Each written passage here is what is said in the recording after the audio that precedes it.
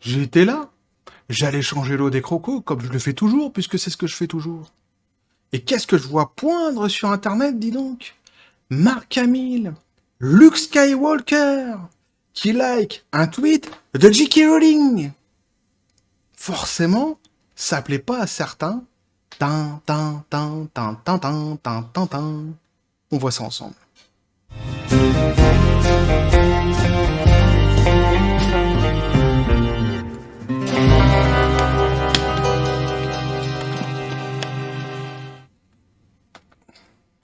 Et j'étais parti sur un tout autre sujet à la base, complètement différent, même pas, qui parlait même pas de J.K. Rowling.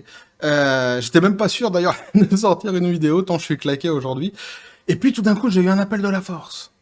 J'ai entendu au loin comme ça une voix qui me disait Goldo, Goldo. Non, parce que la force est virile tout de même. Goldo, Goldo, Goldo. Va voir sur Internet, il se passe quelque chose de tout à fait extraordinaire et fascinant. Et là, tout d'un coup, je vais sur Internet, et que vois-je? La Force avait raison, dis donc. Il se passe un truc entre Mark Hamill, donc Luke Skywalker, le fils du père, Anakin Skywalker, la pomme ne tombe pas loin de l'arbre, et J.K. Rowling. Il a liké un tweet de J.K. Rowling, évidemment, tout de suite jugé transphobe par une certaine partie du public d'Internet. Ce sont pas les plus... c'est pas ceux qui ont inventé la machine à cintrer les bananes non plus, mais donc ça m'a fait réagir et je vais vous proposer un petit peu le délire. Je vous montrerai un petit peu tout ce qui a été fait, tout ce qui a été dit, et vous me direz ce que vous en penserez. Évidemment, petit chaffé les copains. Et donc, alors j'ai pas eu tellement de choix pour choisir l'article ici. Enfin, j'ai pas eu tellement de choix pour choisir. La redondance dans la phrase, attention. Puisque j'avais en fait uniquement le choix entre un article hyper orienté woke à charge contre Mark Hamill et J.K. Rowling, évidemment, comme toujours, ou alors des articles hyper politiques. Et j'évite au maximum tous les articles qui sont hyper politiques, surtout quand ils sont ouvertement politiques. Alors oui, je sais ce qu'on va me dire, tout est politique, ça dépend sous quel angle, sous quel point de vue on prend un sujet. Je suis bien d'accord. Je le conçois. Mais au maximum, si je peux éviter des articles qui sont ouvertement politiques, je le fais. Donc j'ai choisi, j'avais plus le choix, un article à charge contre Mark Hamill et J.K. Rowling. Et j'ai choisi un article tout de même qui est vraiment représentatif en fait de la manière dont une certaine presse s'autorise à écrire sur certains sujets. Vous allez voir, c'est tout à fait hallucinant la manière dont c'est écrit ici. Et ça répond, il y a un mot qui est souvent employé, c'est le mot TERF. Ça va répondre à un commentaire qui m'avait été laissé dans la vidéo que j'avais faite sur justement donc un journaliste écrivain trans qui défendait J.K. Rowling après une enquête de 3 mois, qui n'avait absolument rien trouvé de transphobe ni dans ce qu'elle avait dit, ni dans ce qu'elle avait écrit. Pour ceux qui n'ont pas vu la vidéo, je vous invite à aller la voir, c'est super intéressant. Et dans cette vidéo-là, je disais que le mot TERF était une insulte utilisée, en fait, dans le sac à insultes, dans le package d'insultes que les woke aiment utiliser pour discréditer quiconque viendrait avec une opinion opposée à la leur. Et on est venu dans les commentaires en me disant « Oh, alors le mot TERF, à la base, c'est pas une insulte. » Oui, mais il y a plein de mots, en fait, comme ça, qui à la base ne sont pas des insultes, mais qui, dans la bouche de certaines personnes, deviennent une insulte. En plus, surtout dans la manière dont on l'utilise. Et justement, cet article-ci va très bien démontrer ce que j'ai dit dans la précédente vidéo. Donc, on nous dit « Nous avons le regret de vous informer que Mark Hamill a aimé l'un des tweets transphobe de J.K. Rowling. Attachez vos ceintures tout de même, les copains, parce que là, ça secoue un petit, ça secoue un petit peu dans la manière dont c'est écrit, dont est écrit cet article. On est très, très, très orienté idéologiquement. Vous allez voir dans les premières phrases, c'est assez hallucinant. On nous dit donc Mark Hamill, l'une des célébrités préférées d'Internet, s'est malheureusement retrouvé dans le livre noir après qu'on ait remarqué qu'il ait aimé un tweet typiquement transphobe typiquement transphobe de la typiquement transphobe J.K. Rowling. Voilà. Donc là, le coup près est tombé, la guillotine, les bruits de bottes, tout ce que tu veux, quoi, évidemment. Il n'y a pas de demi-mesure, on est tout de suite, immédiatement, bam, dans l'insulte. C'est de la presse, pas de souci. On est en 2023, c'est la presse actuelle. Et après, on va s'étonner que je m'étonne. On s'étonne que je m'étonne. C'est étonnant, tout ça. La chute de J.K. Rowling a été spectaculaire à voir. Ça aussi, c'est fou, cette phrase. La chute de J.K. Rowling a été spectaculaire à voir. Mais ils viennent de quel monde, en fait? Parce qu'il y a un truc que j'ai loupé, moi, sinon. J.K. Rowling, en fait, elle a pas connu de chute, Il va y avoir dans pas longtemps le jeu Hogwarts Legacy qui va sortir, que j'attends avec impatience. Il y a eu un appel au boycott qui a été fait justement par une partie de la communauté woke parce que justement elle allait toucher des royalties sur le jeu, et beaucoup justement. On sait que son portefeuille n'a fait que augmenter ces dernières années à cause ou grâce, ça dépend hein, dans quel camp tu te places, des attaques woke qu'elle subit. Donc on pourrait dire plutôt qu'elle a le vent en poupe. Elle reçoit en plus de plus en plus de soutien euh, de toutes parts. En plus, avant c'était les acteurs, mais maintenant on l'a vu dernièrement avec des journalistes. Donc elle a plutôt le vent en poupe en fait, J.K. Rowling. Ils vivent vraiment dans un autre monde. Hein. Ils fantasment en fait des trucs. Faut leur rappeler quand même, il n'y a que vous en fait hein, qui pensez ça, qu'elle est dans une chute constante. Et vous n'êtes pas nombreux en réalité. Hein. La majorité soutient J.K. Rowling. Hein. Et ouais, bah ouais, je sais que c'est chiant, c'est une vérité qui est un petit peu chiante à entendre, mais c'est la vérité. C'est vrai que la vérité, vous l'aimez pas non plus. Bah ouais, mais bon, elle existe en même temps. Nous, on n'y est pour rien. C'est pas moi qui ai inventé les règles du jeu. Considérée comme une icône de la littérature et de la politique progressiste pendant une grande partie des années 2000 et début des années 2010, sa rhétorique transphobe, toujours nuisible, l'a complètement éclipsée de nos jours. Alors, là aussi, ça répond aussi à un autre commentaire que j'avais reçu toujours sur la même vidéo de J.K. Rowling qui était défendue par le journaliste trans, où on me disait, ce que je disais dans la vidéo, qu'elle était à la base encartée à gauche. Et on m'a dit, pas du tout. Elle a jamais été encartée à gauche, elle serait plutôt, justement, on va dire, macroniste. Alors si, complètement, en fait. Hein. Elle était complètement de gauche. Hein. D'ailleurs, là, c'est bien précisé dans cet article-ci, qui est vraiment, pourtant, lui, très orienté woke. Ils le reconnaissent, hein, de 2000 à 2010, eux, ils parlent. Elle était clairement ouais, encartée à gauche. Il y a des dizaines d'articles qui en parlent de ça. Et d'ailleurs, même elle ne s'en cache pas. Hein. Il suffit d'aller regarder un petit peu sur Internet pour se rendre compte de cela. Donc clairement, si. Je n'ai pas... c'est toujours bon de rappeler ce qui est factuel, et il ne faut pas fantasmer une espèce de vérité alternative. La féministe radicale trans-exclusive TERF, donc on voit bien ici l'utilisation du mot TERF en tant qu'insulte, ou alors au minimum en tant qu'élément péjoratif, hein, dégradant, dirons-nous, a clairement donc indiqué qu'elle avait peu ou pas de respect pour les vies trans, les aliénant à plusieurs reprises et en faisant des dons à des groupes transphobes. Encore une fois, ce qui est complètement faux, on l'a vu dans des dizaines d'articles que j'ai lus, dans des dizaines de citations de J.K. Rowling, où elle défend justement les droits des trans. Justement, l'enquête qui a été faite, c'était sur une vingtaine d'écrits de J.K. Rowling qui avaient été revus et scrutés à la loupe. Ils avaient dit eux-mêmes qu'ils n'avaient rien trouvé de transphobe dans ce qu'elle avait dit. Donc on est dans la diffamation pure et simple hein, dans cette chose. D'ailleurs, c'est marrant, parce que j'ai remarqué, j'avais dit la dernière fois que le mot TERF, donc c'était une insulte, et on m'avait dit que c'était pas une insulte. Mais souvent, ces gens-là, alors pas forcément la personne qui a fait le commentaire, mais souvent, ces gens-là, ce sont les mêmes qui, lorsque tu vois un nain et que tu dis que c'est un nain, te disent « Ah, mais c'est hyper insultant, tu dis pas un nain que c'est un nain, quand même !» Là, par contre, dans ce sens-là, il faut pas... On voit vraiment qu'il y a une espèce je sais pas, j'allais dire réflexion, mais j'ai presque envie de dire qu'il y a un manque de réflexion, en réalité. Alors malheureusement, donc il semble que l'icône de Star Wars A1000 ait été entraînée dans l'orbite transphobe de l'auteur. Et moi j'aime bien le mot orbite, parce que dans le mot orbite, il y a le mot or, évidemment. Ah ouais, mais t'as l'esprit mal tourné, toi. Mais donc, il a été happé, tu vois. Quand tu passes à côté. Alors moi, je suis tombé dedans depuis que je suis petit. Hein, le côté obscur, tout ça, ça me connaît bien. J'ai des bons réflexes là-dessus. Hein. Je suis assez bon. J'ai même inventé des doubles pas. Pour ceux qui connaissent le basket, évidemment, hein, sur le côté obscur. Je suis pas mal. 360, 280, je suis pas mal. Mais c'est vrai que quand t'es comme Mark Hamill, que t'es un small player, que t'arrives comme ça, que tu connais pas encore les règles du jeu, ça fait tout drôle hein, quand tu bascules. Mais c'est marrant, quoi, cette façon d'écrire, quoi. Elle a été happée par l'orbite, quoi. J.K. Rowling, donc, s'est moqué de la lectrice. Alors, évidemment, je traite d'un sujet sérieux, je le fais toujours comme ça, de manière très légère. Hein, c'est volontaire de ma part. J.K. Rowling, donc, s'est moqué de la lectrice de nouvelles transgenres. Alors là, je vais essayer de bien prononcer son prénom et son nom. Et si ce n'est pas le cas, eh bien, je m'en excuse auparavant.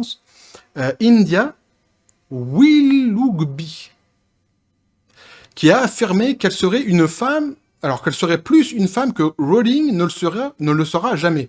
Donc elle a dit hein, dans un tweet, je suis une femme plus que ce que Rowling ne le sera jamais. Et Rowling donc a répondu, alors là la traduction dit citation nécessaire, on pourrait le traduire en français par donnez-moi vos sources. Et ça c'est transphobe. Ça, c'est transphobe. C'est-à-dire qu'une personne vient... Mais d'ailleurs, en plus, ce qui est marrant, c'est que... Enlever le côté trans. Mais que ce soit n'importe qui, en fait. Même si c'était une femme, biologiquement femme, née femme, qui vient et qui dit à Rowling « Je serai une femme toujours plus que ce que Rowling ne saura jamais », elle aurait pu répondre exactement la même chose. Ah. avec la même finesse, et ça serait passé comme ça dans le vent. Il y a absolument rien de transphobe, au contraire, je trouve que justement, elle essaye de pas trop mettre de l'huile sur le feu, elle répond comme ça. Alors elle aurait pu se passer de répondre, c'est sûr, mais elle l'a fait, et je trouve pas que du tout, en tout cas c'est mon avis à moi, que ce qu'elle a dit est transphobe, quoi, en demandant les sources. Ça me semble assez fin comme réponse, en fait. Comme réponse, pardon. Donc l'article continue, donc incitation nécessaire, donc elle continue en nous disant parce que quand on est connu pour être transphobe, autant s'engager. Ah, je vous ai dit, hein, l'article est hyper orienté, hein, ils rigolent pas, ils plaisantent pas, hein, ils y vont pas avec le dos de la cuillère. Moi, je fais super attention sur YouTube parce que évidemment, en plus YouTube avec les nouvelles règles, maintenant il y a plein de choses que tu peux plus dire. Mais eux, ils s'en foutent, hein, ils balancent la sauce, rien à battre. Alors, ils jonglent avec leurs Pokéballs, toute la journée, ils s'en foutent complètement. Compte tenu de la fréquence à laquelle Amil a été considéré comme une icône progressiste et un allié LGBTQ+, pardon, il est déconcertant de le voir, ainsi que de nombreux autres grands noms, continuer à autoriser les opinions de Rowling à l'heure actuelle et semble également la soutenir. Il faut rappeler d'ailleurs en fait que ce qui gêne le plus, ceux qui sont le plus gênés en fait dans cette histoire, c'est justement le côté gauche, hein, de gauche et même je dirais extrême gauche de l'échiquier politique mondial. Pourquoi? Parce que Marc Hamill, en fait, lui, est encarté gauche ou extrême gauche. À tort ou à raison, d'ailleurs, j'en sais rien. Moi, je le connais pas plus que ça. Je sais pas s'il s'est prononcé un jour là-dessus, puis je m'en fous, moi, à la base de la politique. Mais en tous les cas, pour eux, c'est un élément d'extrême gauche, de gauche, mais même carrément d'extrême gauche. Et donc, forcément, ça leur a provoqué un certain émoi de voir Marc Hamill donc liker un tweet de J.K. Rowling jugé transphobe, hein, je vous ai donné le tweet, vous vous en ferez votre propre avis, évidemment. Donc eux, ils sont complètement pour, il faut cancel complètement les idées de Rowling, il faut cancel Rowling, hein, il faut plus qu'elle existe. Hein. En gros, c'est ce que l'article nous dit ici. Le tweet original de Willoughby parodie également clairement les points de discussion typiques du TERF.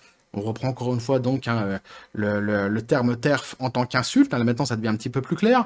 Avec, en tout cas, encore une fois, avec une connotation extrêmement péjorative, hein, avec elle, donc montrant la stupidité des appels à l'autorité autour du genre et du sexe et à quel point il est envahissant dans la vie personnelle. Essentiellement, Willoughby exprime à quel point il est absurde que les personnes trans doivent constamment justifier leur existence et que leur sexe soit réel ou que les personnes cisgenres ne le font pas. Ce n'est pas la première fois que Hamill est impliqué dans une controverse comme celle-ci, et là on voit le sérieux du journalisme, vous allez voir, alors qu'il aimait auparavant les tweets problématiques et carrément transphobes de Rowling, il s'est excusé en 2014 pour son ignorance entourant l'un de ses goûts, mais vous devez vous demander pourquoi il continue d'aimer les rhétoriques troublantes de Rowling tout en plaidant l'ignorance. Non, moi ce que je me demande, c'est pourquoi t'écris une connerie pareille. C'est-à-dire qu'en fait, la polémique dans laquelle il s'était excusé, ça date pas du tout de 2014. Faut travailler un petit peu. Moi, je suis pas journaliste, hein, je vais pas faire votre boulot, mais là, en plus, le mec, il placarde donc le tweet où il fait ses excuses et il y a la date, en fait. Ça date de 2019, hein. Pas du tout 2014. Il faut, je sais pas, à un moment donné, il faut arrêter les substances. Hein, faut faire attention, faut rester serein quand même. Donc voilà, donc je vais vous lire évidemment ce qui s'est passé à cette époque-là. Je vais vous lire d'abord le tweet de J.K. Rowling en question qui avait été liké donc en 2019 par Hamill, et vous me direz là encore une fois si vous jugez que c'est transphobe ou pas. Elle disait donc habillez-vous comme bon vous semble, appelez-vous comme vous voulez, couchez avec n'importe quel adulte consentant que vous voudrez, vivez votre meilleure vie en paix et en sécurité, mais forcer les femmes à quitter leur emploi pour avoir déclaré leur sexe est réel? Pourquoi? Parce qu'elle défendait en fait une personne qui avait perdu son emploi, après à des déclarations sur le genre, etc., qui avait été là aussi jugée transphobe, et donc elle avait apporté son soutien en donnant ce tweet-là. Donc c'est bien du like de ce tweet hein, dont il est question, et qui a été jugé, ce tweet qui a été jugé donc transphobe. Encore une fois, moi je ne vois absolument rien de transphobe dans ce qu'elle dit là-dedans, et donc Marc Hamill à l'époque, en 2019 toujours, hein, et non pas en 2014, était venu en s'excusant, hein, et en disant donc, hein, l'ignorance n'est pas une excuse, mais j'ai aimé le tweet sans comprendre ce que signifiaient les dernières lignes ou les hashtags. C'était les 4 premières lignes que j'aimais, et je n'avais pas réalisé qu'elle avait une connotation transphobe. Voilà, donc il avait bien mis le genou à terre, hein, histoire d'essayer de se faire laver de tout soupçon, évidemment, de transphobie, l'ami Hamill. Et donc on nous dit, donc espérons que ce ne soit que une grosse erreur, mais Hamill devrait savoir mieux à l'avenir. Il ne sait peut-être pas que We Look B est transgenre, mais même dans ce cas, des indices de contexte existent, étant donné que Rowling passe le plus clair de son temps sur Twitter à être, eh bien, transphobe. Donc en gros, peu importe ce qu'il aurait pu liker de J.K. Rowling, ça aurait été considéré comme liker le mal, hein, la sorcière, le démon, Satan, tout ce que tu veux, parce que, nous dit donc hein, ce journaliste tout à fait intègre, de toute façon, la majorité de ce qu'elle écrit sur Twitter, c'est transphobe. C'est fabuleux.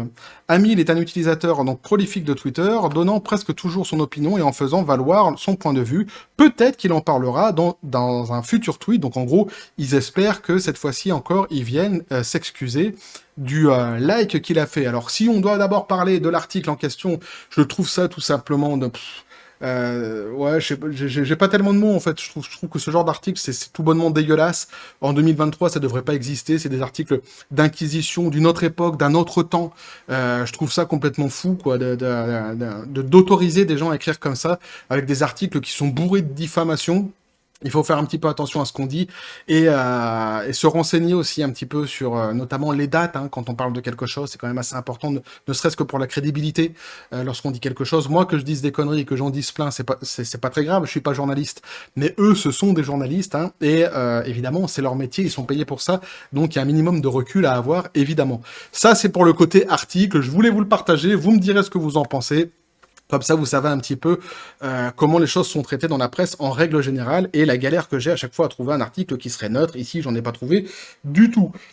Concernant le sujet, après, bah moi, ça m'a fait marrer. Moi, ça m'a fait marrer parce que je trouve ça d'un ridicule tellement extraordinaire. Je trouve que le tweet en question n'est pas du tout transphobe, une fois de plus, de J.K. Rowling. Je trouve que sa réponse est assez fine.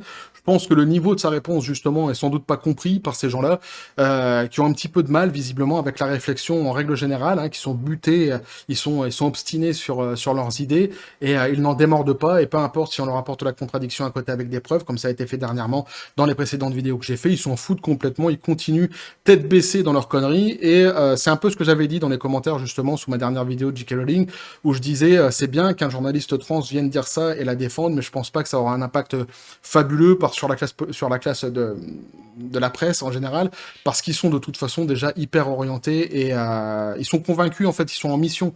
Mais je vous assure, en plus, hein, là, j'aurais presque pu faire une sélection d'articles où il y en a qui parlent carrément du côté lumineux. C'est-à-dire, quand évidemment, Star Wars, Mark Hamill, et donc ils disent qu'il a basculé du côté lumineux au côté obscur. Donc eux, en fait, se considèrent vraiment du côté lumineux. Ils se pensent vraiment en mission. Donc je trouve ça complètement fou, je trouve ça complètement absurde. Ça enflamme évidemment les réseaux sociaux pour pas grand-chose, à mon avis.